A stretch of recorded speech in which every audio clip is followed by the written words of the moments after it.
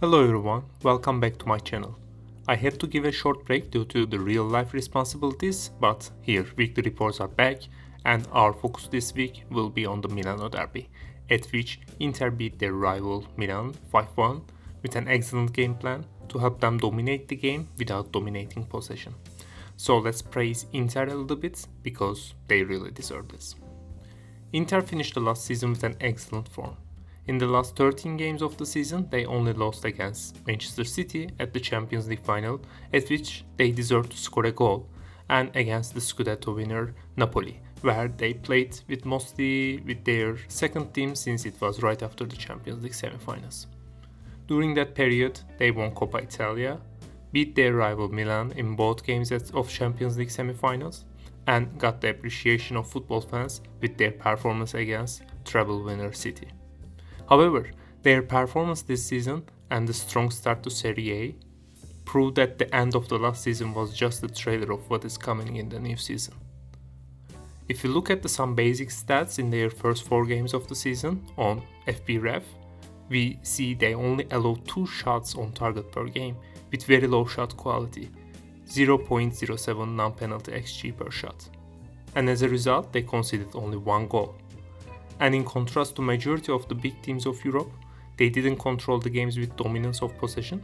They did it through a strong and flexible 5-3-2 defending, forcing opponent to make mistakes. In fact, they only held more than 50% possession against Cagliari in their first 4 games. Their offensive performance is nothing shorter than their amazing defensive performance. They combined the strong defending with Inzaghi's unique build-up ideas and dangerous counterattacks in offensive transitions. This helped them to obtain great offensive efficiency.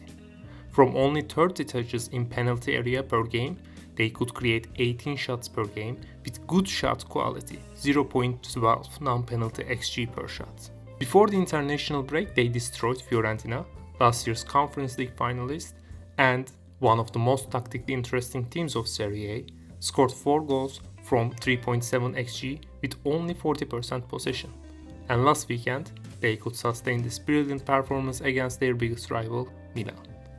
The scoreline was 5-1 at the final whistle, the biggest Milano Derby victory of the last decades, and again, Inter did it while only holding 41% possession and scored 5 goals. To be honest, Milan had also made a very strong start to the season until this game. Key transfers like Pulisic and Loftus-Cheek were performing very well. They got a convincing victory against Torino and Roma, especially against Roma and against Mourinho's famous 5-3-2. Their offensive performance was certainly convincing. These were all good signs before the Milano Derby against Inzaghi's 5-3-2, who used similar defensive intentions like Mourinho's Roma at their last game in Champions League semi-finals. Let's first explain this mid-low block 5-3-2, how hard it is to pass through it and create chances, and how Milan managed to beat Roma. This 5-3-2 mid-low block zonal defending was recently excelled by Urs Fischer's Union Berlin, Thomas Frank's Brentford and Mourinho's Roma, and certainly helped these teams to overperform. The defensive structure contains 3 lines with a wide 5-man base and a narrower tip, limiting access to inner channels and while providing overloads and setting traps at wider areas. The wingbacks, or for this 5-3-2, we can also simply call them fullbacks in the defending phase, try not to jump to opponent fullbacks and try to contain opponent wingers, while these deep wider zones are defended by wide midfielders. Since the inner channels are closed, even if the opponent tries switching the play, the second line of pressure has enough time to shuffle while without allowing any access to inner channels. This usually results in the opponent trying multiple switch plays to find an opening, while the defending team happily move from one side to other until the opponent makes a mistake. As expected, Roma used this against Milan, however Pioli's plan was successful to overcome this structure. With Calabria inverting from right back, Milan used the famous 3-2-2-3 and specifically targeted to manipulate the wide center backs, who are expected to be on ball-sided number 8s, and used physical advantage of Loftus-Cheek over them to run in behind and underlaps of Theo Hernandez to make the late runs. However, Simone Inzaghi's smart touch and use of 5-3-2, a bit asymmetrical to better fit against Milan's individuals, worked very well. as Roma's wide center-backs followed number 8s, full-backs followed wingers, and Giroud manipulated the central player, a space occurred at the half spaces, to which Loftus-Cheek and Theo Hernandez attacked.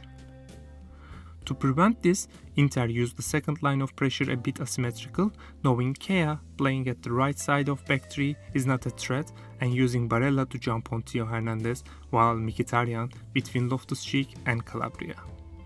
The front two not allowing easy access to Milan's double pivot helped Mkhitaryan to mostly stay on Loftus-Cheek, and this allowed Bastoni to be an extra protection against Giroud's attempt to manipulate the defensive line. When Milan attacked through left side, Barella jumped on Theo and Darmian followed Reinders without hesitation. Bastoni still provided +1 at the backline. We know one solution to overcome low block back fives is to use a line of 6 through a 3-1-6, 3-1-5-1 or 3-diamond-3. However, this is certainly a risky structure unless your team is really excelled in retaining possession. Only very elite positional possession teams like Manchester City, Arsenal, Barcelona, Bayern Munich can use it effectively without losing the ball and allowing counterattacks. We saw it was even hard for City to use this 3-1-5-1, 3-diamond-3 against Inter in the Champions League final. Inter players were certainly aware of when Pioli's Milan took the risk to add the sixth player with either Theo or Calabria joining the final line. There was one case when Theo could drive in to create Milan's biggest chance in first half. However, most of the times when Milan's fullbacks joined the final line, Inter managed to win the ball and could punish Milan on the counter-attack. In fact, second and third goals were direct results of Inter punishing these risks taken by Milan. First, Calabria joins the final line, Inter gain possession, Mkhitaryan and Martinez, aware of the situation, heads up high and direct the plays forward, while Dumfries and Thuram sprint to exploit a very dangerous, very advantageous 2v2, which ended with Thuram's beautiful strike. Then Milan taking risks with build-up to add Theo to final line and start using a 2-2 structure with Milan helping. However, the long ball returns and Inter directly progressed through the space Theo left, which ended up with Mkhitaryan's second and Inter's third goal. In addition to these impressive performances in out of possession and offensive transition phases, when it came to build-up play, Inter showed they are still one of the best teams in the world against one of the best pressing teams in Italy. Again, Inter moved with a clear objective, to create 1v1s for Thuram or Dumfries over large space in right half space. In these situations, Milan really missed Tomori's physicality. The first goal came up with this idea. As Dumfries pulled Theo Hernandez, you can see the fingers at Inter dugout showing the space Thuram can exploit. Dumfries found him and eventually Inter scored the opening goal. It was the perfect plan from Inzaghi, and we know even Pioli could have found a good answer to Inter's 5-3-2 low block. During the game, Inter is flexible enough to switch between different intentions out of possession.